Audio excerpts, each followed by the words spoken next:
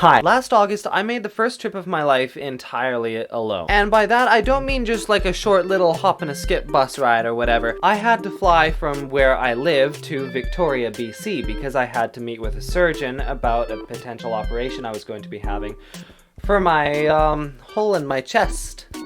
And I can't go straight from here to there. I have to fly from here to Vancouver, from Vancouver to there. And I have only been on a plane a couple of times, and I have never been on a plane alone. I've never been anywhere alone. Needless to say, I was a little bit stressed out. I did everything I could possibly think of to prepare for this. My hotel was arranged, my flights were all booked in, double booked and confirmed and extra triple confirmed. I did all my packing the night before, triple checked everything. I was so nervous. And I almost forgot my toothbrush the morning of. Now the trip there, it wasn't that eventful, honestly. I made it all right. I navigated my way through the airports. I made a vlog on it, actually. There, or wherever. I spent my layover in Vancouver just stuffing my face with Tim Hortons. That's pretty much all there was to do. And then I made it to Victoria, and now comes the part that I was really nervous for. The bus transit. Turns out it's actually really easy. I bussed from the airport to downtown and talked with some interesting people. It was really nice. And I did get a little bit lost on my way to the hotel, but I did manage to make it after about an hour and a half of wandering around in the scorching heat. I was soaked. Fast forward to my doctor's appointment the next day, everything went well. We had a look at my chest, we discussed some options. It looks like they're probably just gonna take a sledgehammer, smash that sucker in, put a steel bar in there, be good to go. I finished up that day, had some delicious takeout for dinner, watched some YouTube, filmed a video, and went to bed, not knowing the pain that was going to come the next day. I had a slip of paper for a form. I needed the doctor's signature on it to get it as a write-off for healthcare travel. Except that I forgot to get my doctor's signature when I was in the office. It was a 40-minute walk from my hotel to the doctor's office, and then the bus stop was about a 20-minute walk in the opposite direction. So after a bit of stressing and panicking, I set my alarm for very early the next morning. I got up, grabbed my suitcases, checked out of the hotel, and hauled my heavy bag a solid 40 minutes at a speed walk to the doctor's office. I made it there. It was closed. I sat outside and I just waited, biting my fingernails, hoping to God somebody would come and open it. There were people already inside, and soon enough they unlocked the doors. I came in, ran up to where my doctor's office. It turns out he was not in that day. And so I paced back and forth a bit, my mind absolutely racing with the thoughts, I cannot afford this. What am I gonna do?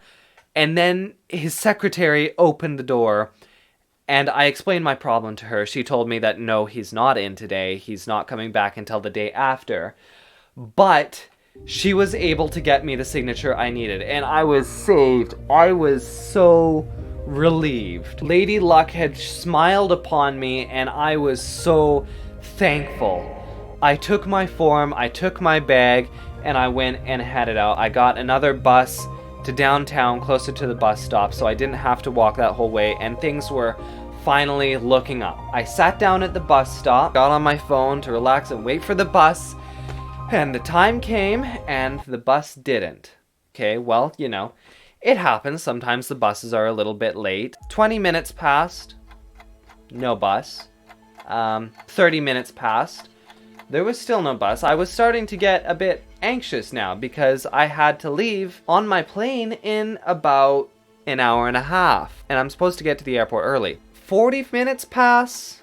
50 minutes pass. An hour and 10 minutes pass. And I am just sitting there in the bus stop, 40 minutes until my plane leaves the ground. And I'm having a full-blown anxiety attack. My hands are shaking, I'm sweaty, I'm absolutely frantic. I have no idea what I'm going to do. I've never been on a trip like this on my own. I have no idea what to do if I miss my flight. Since I missed my flight, then the healthcare wouldn't refund that. I would have to pay for my own way back home. I sat there for about 15 minutes or so, just losing my mind. And finally, the bus rolls up, and I have About 35 minutes left to go. I get onto the bus. The bus driver is actually really nice, and they give me a free ticket so that I could get this bus over to the transfer station and the final bus over to the airport. It was really generous of them. And then I just sat on the bus ride the entire time, tapping my foot, watching my watch, just praying to every source that I knew that I would make it to the airport on time. I made it to the airport and just bolted to get my bag checked in and get on the plane. I cut it so close. I was one of the last people on the plane. I managed to make it on in time. I went and got on the plane, collapsed into my seat, and released the biggest sigh of relief that I had ever released. It was not even 8 o'clock in the morning, and it had been so stressful. You know for certain that as soon as I got to the Vancouver airport, I gorged myself on Tim Hortons. I stuffed myself. Those farmer wraps, donuts! Yes! And from then on, from Vancouver, I made it back to my hometown. Safe and sound, no more disturbances, no more scary